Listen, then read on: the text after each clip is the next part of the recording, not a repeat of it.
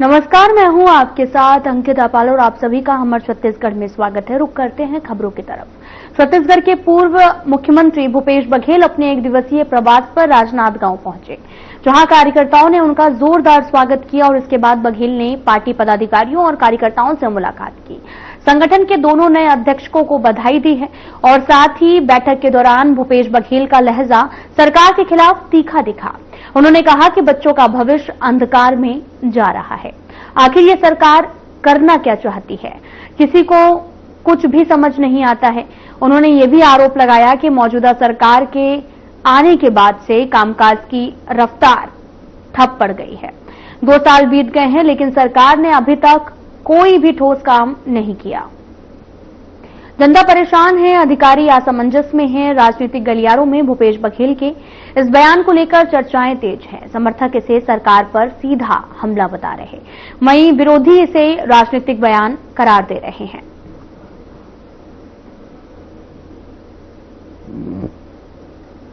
भूपेश बघेल जिंदाबाद जिंदाबाद जिंदाबाद। भूपेश बघेल जिंदाबाद। पहले से ही हमारा कार्यक्रम है किसानों के उत्थान को लेकर।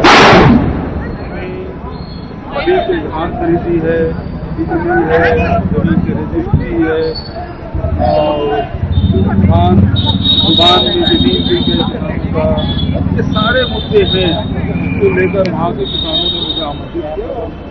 जिला कांग्रेस कमेटी ने भी कार्यक्रम आयोजित किया। कल जाने का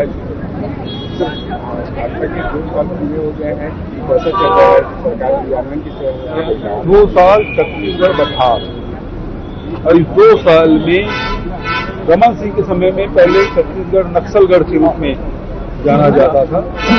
5 साल हमारी सरकार में किसान, मजदूर, आदिवासी, हमारे अनुसूचित जाति, नौजवान मजदूरों का रहा 5 साल का वर्ष, और अभी 2 साल का जो वर्ष है वो अडानीगढ़ के रूप में विकसित हुआ है विष्णुदेव साय की सरकार।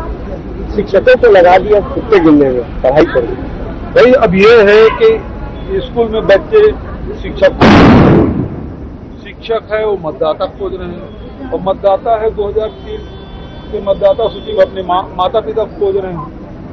ये स्थिति पूरे प्रदेश में, और आखिर में विष्णुदेव साय की सरकार का आदेश है वो कुत्ता खोज, कुत्तों की गिनती करने में लगे। तो फिर शिक्षक स्तर क्या होगा और क्या बनाना चाहते हैं? रमन सिंह के समय में 15 साल बस्तर में वहां के आदिवासियों को शिक्षा से वंचित कर दिया गया। पूरे दक्षिण बस्तर में, चाहे वो कांके की बात करें, अंतागढ़, कोयली बेड़ा की बात करें, नारायणपुर की बात करें, वहां के आदिवासी शिक्षा से वंचित रहे।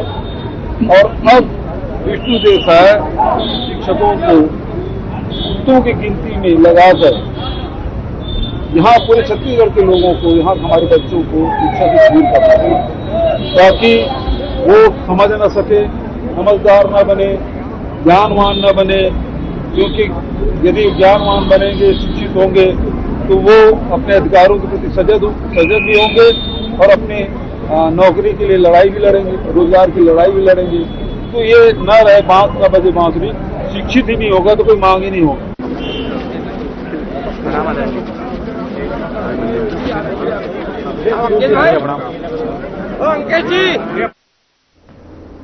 दुर्ग के ग्राम पुरई में नहर किनारे एक युवती का जला हुआ शव मिलने से सनसनी फैल गई है।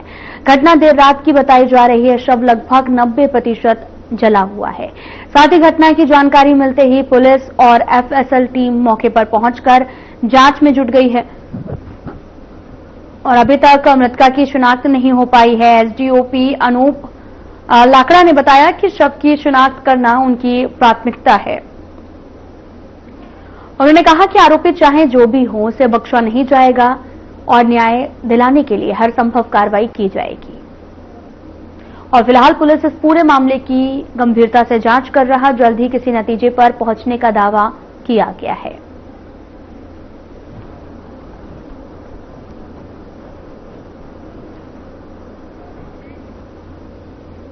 महिला का शव मिलने से इलाके में सनसनी फैल गई है। सूचना के बाद मौके पर पुलिस पहुंची।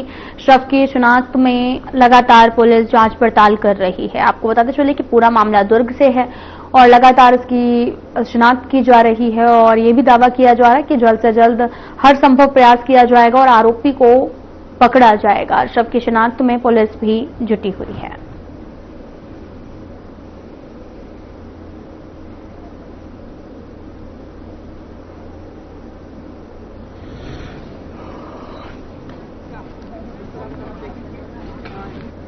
घटना की सूचना सवेरे 7:30 बजे मिली कि पूरे गांव के खार के पास में नहर के पास में एक अज्ञात महिला की लाश जो जली हुई अवस्था में मिली है और घटनास्थल पे पहुंच के और इन्वेस्टिगेशन करके पता चला कि ये इसकी हत्या की गई है। एक हथियार फरसानुमा हथियार से इसकी हत्या की गई और उसकी बॉडी को जलाया गया है।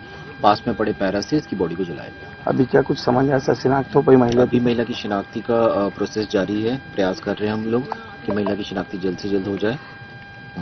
किसी से पूछताछ, किसी को हिरासत में लिया गया? अभी तक किसी को हिरासत में नहीं लिया गया है। आरोपी के लिए क्या कहना चाहेंगे? आरोपी ने महिला की हत्या की गई है, हत्या करी है और हत्या करने के बाद जो है महिला की बॉडी को जला दिया गया।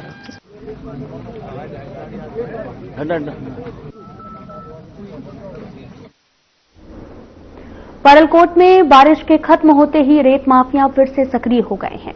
कोटरी नदी से अवैध रूप से रेत खनन तस्करी की जा रही है। स्थानीय लोगों का यह भी कहना है कि दिन दहाड़े ये काम बिना रोक टोक के हो रहा।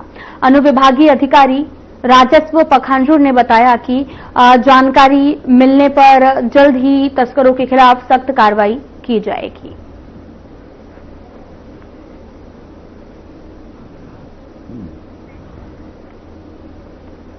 आपको बताते चलें कि परलकोट में रेत माफिया फिर से सक्रिय हो गए हैं। पूरा मामला पखांजूर से के परलकोट से है।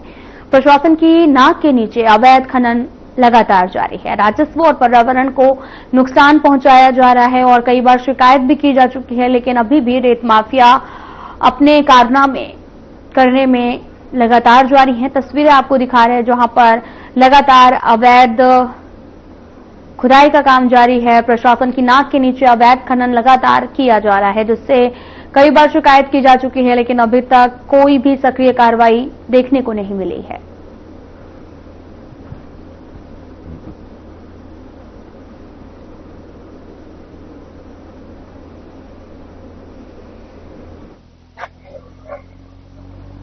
देखिए, जो शासन की योजनाओं के तहत जो निर्माण होते हैं, जैसे प्रधानमंत्री आवास है या अन्य कोई सरकारी भवन निर्माण, इसके लिए अपन जो है ग्राम पंचायतों को थोड़ा छूट दिए हैं। इसके अलावा अगर कोई रेत तस्करी कर रहे हैं तो उस पर कड़ी कार्रवाई की जाएगी। प्रतापपुर बालूघाट से सर प्रत्येक दिन नहीं तो सैकड़ों से भी ऊपर ट्रैक्टर ट्रॉलियां वहां से निकलती है बालू भर के, जो सरकारी योजनाओं के आड़ में ये सब तस्करी कर रहे हैं। तो इस पर किस प्रकार की कार्रवाई हो सकती है? इसकी जांच कराते हैं। अगर अदर दिन सरकारी योजना के तहत है, उसके अलावा अगर कोई ले जा रहे हैं तो उस पर कार्रवाई की जाए। क्या नाम है आपका? गणेश पाल। आप किसका गाड़ी चलाते हो? अनुप्राय। ये जो रेती ला रहे हो कौन सा नदी से ला रहे हो? ये प्रतापपुर नदी। ये रेती कहाँ ले जाओगे? काफी। कितना में बेचते हो? 2000। और एक घाट से उठाने के लिए, एक नदी से उठाने के लिए कितना पैसा खर्चा पड़ता है? 600 रुपए। किसको, लेबर को 600 देते हो? नहीं, 300। और 300 किसको देते हो? गाँव वाले। गाँव वाले को 300 देते हो। क्या आप जो गाड़ी चलाते हो आपके पास लाइसेंस है? नहीं, लाइसेंस नहीं। गाड़ी जो चला रहे हो उसमें आगे पीछे नंबर प्लेट है? हाँ, पीछे। ट्रॉली जो चला रहे ट्रॉली का रजिस्ट्रेशन है? वो तो पता नहीं, मालिक को किसने बताया।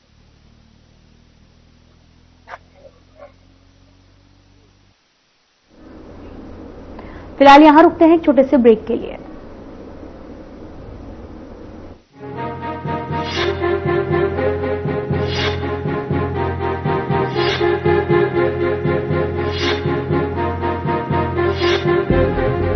लोग सेहत बनाने के लिए क्या क्या नहीं करते।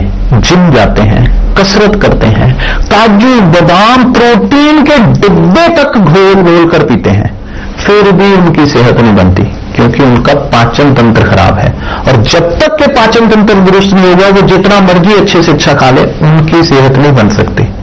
इसलिए हमारी संस्था सन्यासी आयुर्वेदा ने एक ऐसी दवा का निर्माण किया है जो कि आपके लिवर को, आपके पाचन तंत्र को दुरुस्त करने का काम करती है, ताकि आप जो भी खाएं उसका पूरे का पूरा निचोड़ आपके शरीर को लगे, आपकी भूख बढ़े, खाया पिया सही से लगे, नया खून बने, हड्डियों में जान आए, वजन बढ़े और आप मोटे तगड़े खूबसूरत पर्सनैलिटी के मालिक बन जाए। सिर्फ 655 रुपए की पूरे 1 महीने की दवा होती है और आप इसे घर बैठे 01145454545 पर फोन करके दवा मंगवा सकते हैं। आज छत्तीसगढ़ के मुख्यमंत्री हमारे जनजातीय समाज के विष्णुदेव जी साय छत्तीसगढ़ का कायापलट कर रहे हैं।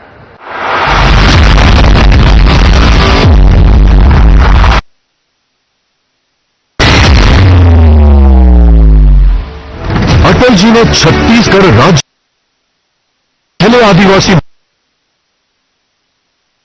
संवार रहे हैं। 25 वर्ष पहले अटल जी ने प्रदेश के आदिवासियों, किसानों, सर्व जन के हित को देखते हुए जिस छत्तीसगढ़ को अलग राज्य का दर्जा दिया, मुख्यमंत्री श्री विष्णुदेव साय के नेतृत्व में मात्र 2 वर्षों में ही इस छत्तीसगढ़ की तस्वीर बदलती नजर आ रही है। आइए जानते हैं विष्णु के सुशासन में पिछले 2 वर्षों की विकास गाथा। हमारे देश के यशस्वी प्रधानमंत्री नरेंद्र मोदी जी 2023 के विधानसभा चुनाव में वादा करे रही साफ मन से छत्तीसगढ़ के 3 करोड़ जनता से, और बोला हमन मोदी की गारंटी नाम दे रहन। और मैं आप बताता हूं कि मोदी की गारंटी मतलब गारंटी पूरा होए के गारंटी।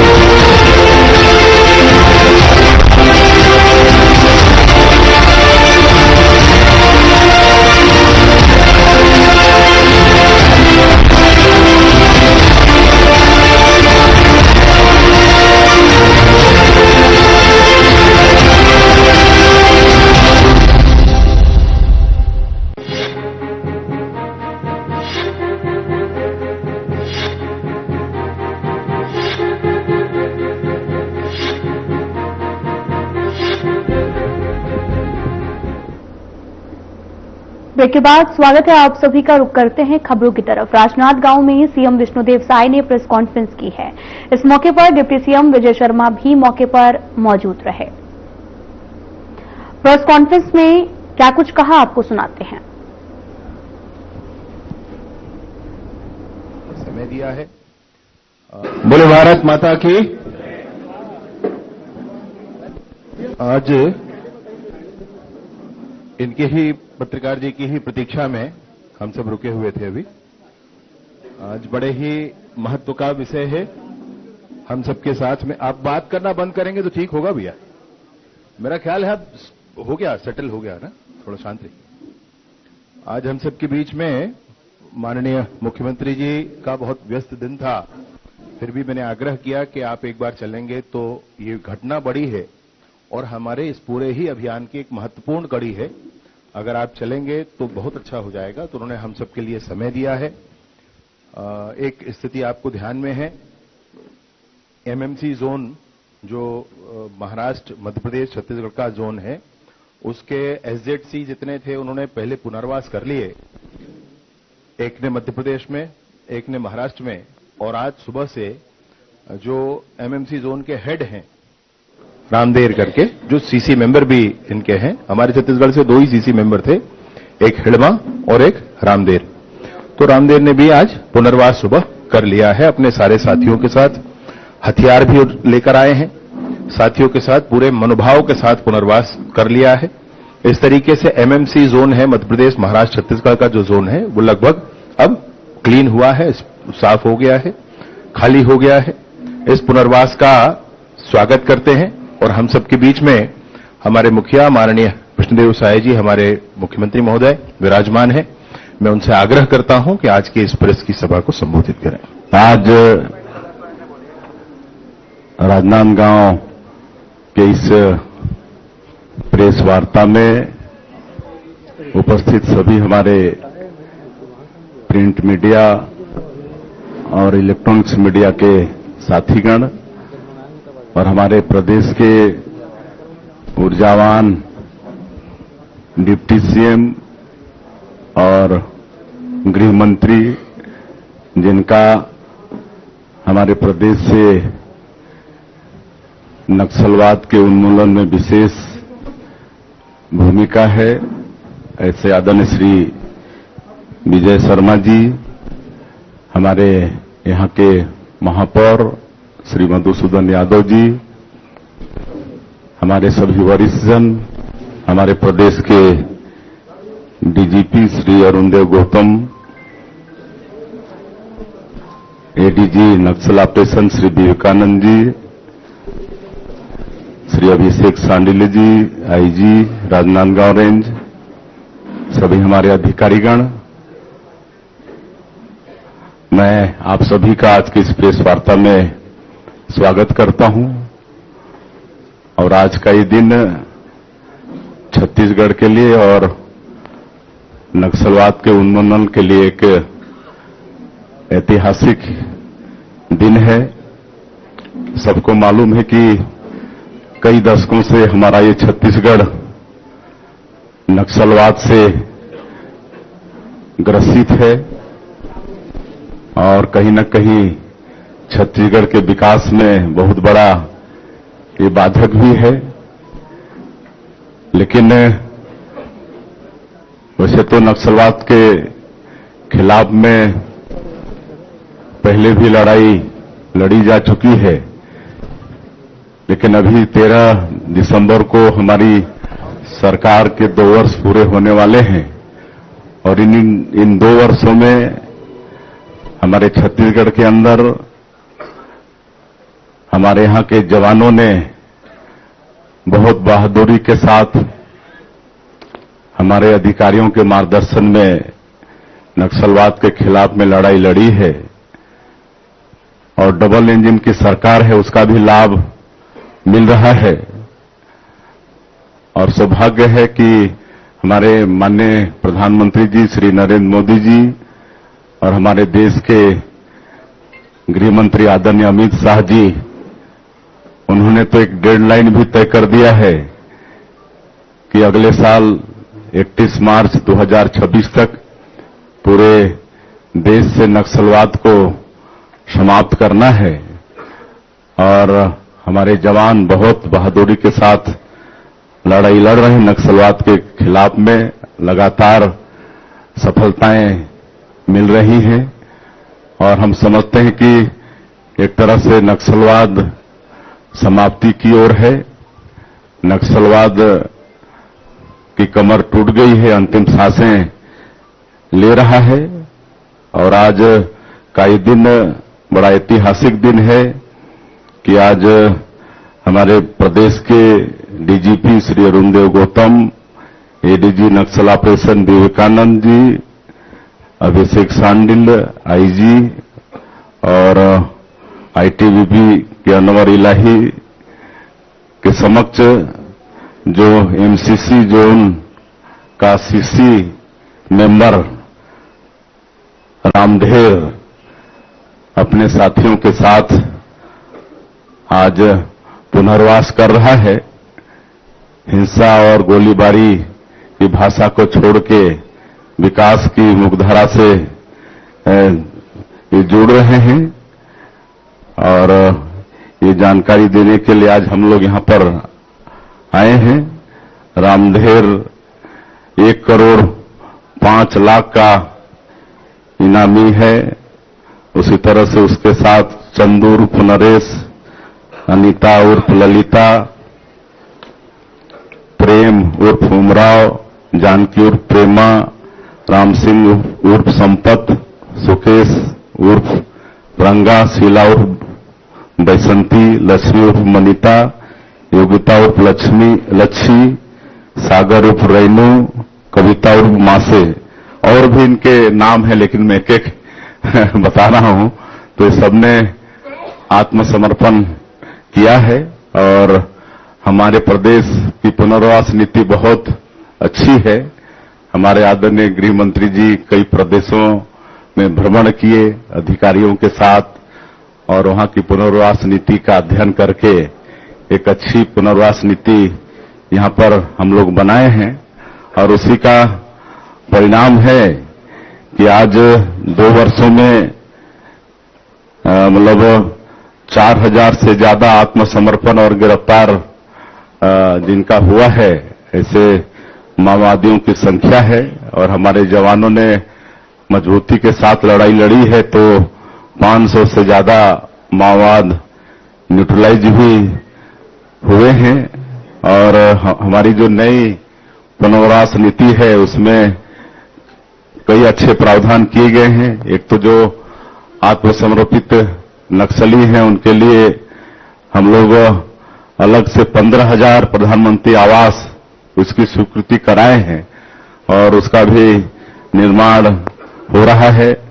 कोई गांव अगर पूरी तरह से नक्सल मुक्त हो जाता है और वो प्रस्ताव करके दे देते हैं तो वहां पर 1 करोड़ का विकास का काम शासन से मिलेगा।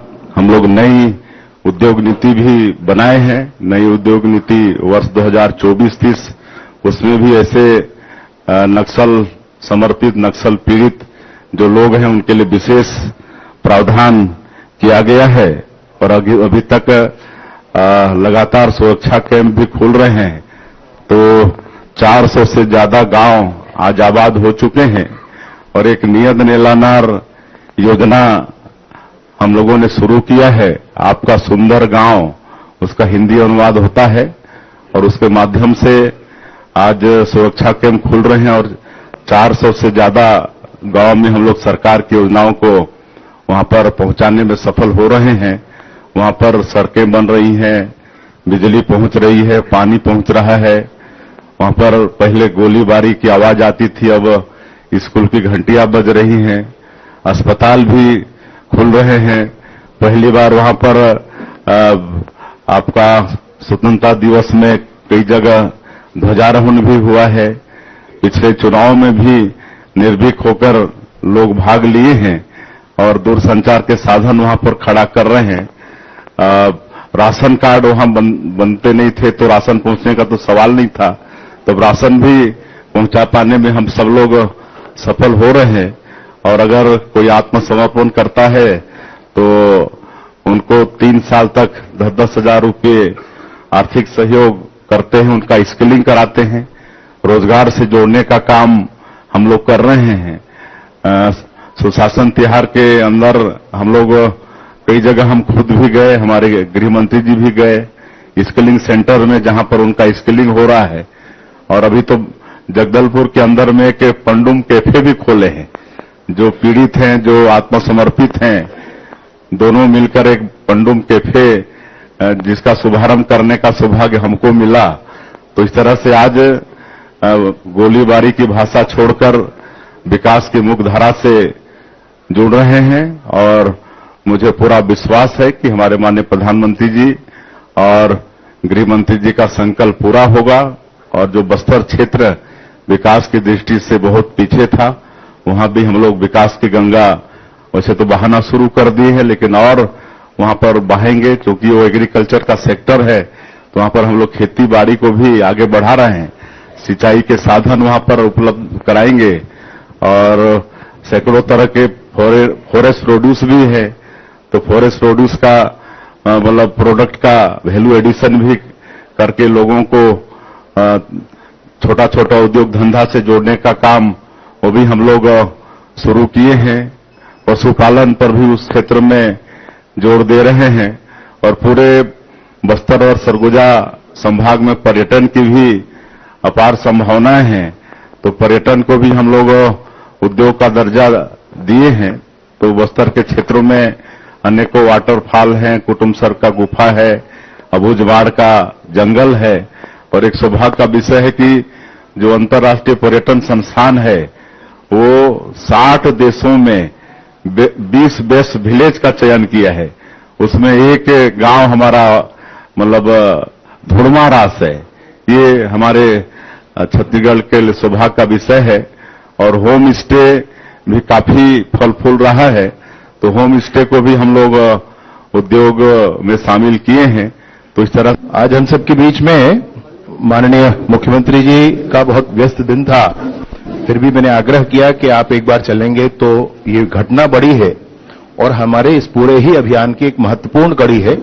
अगर आप चलेंगे तो बहुत अच्छा हो जाएगा। तो उन्होंने हम सबके लिए समय दिया है। एक स्थिति आपको ध्यान में है, एमएमसी जोन जो महाराष्ट्र, मध्य प्रदेश, छत्तीसगढ़ का जोन है, उसके एसजेडसी जितने थे उन्होंने पहले पुनर्वास कर लिए। एक ने मध्य प्रदेश में, एक ने महाराष्ट्र में। और आज सुबह से जो एमएमसी जोन के हेड हैं रामदेर करके, जो सीसी मेंबर भी इनके हैं, हमारे छत्तीसगढ़ से 2 ही सीसी मेंबर थे, एक हिड़मा और एक रामदेर। तो रामदेर ने भी आज पुनर्वास सुबह कर लिया है अपने सारे साथियों के साथ। हथियार भी लेकर आए हैं, साथियों के साथ पूरे मनोभाव के साथ पुनर्वास कर लिया है। इस तरीके से एमएमसी जोन है मध्य प्रदेश, महाराष्ट्र, छत्तीसगढ़ का जो जोन है वो लगभग अब क्लीन हुआ है, साफ हो गया है। फिलहाल बुलेटिन में इतना ही। नमस्कार।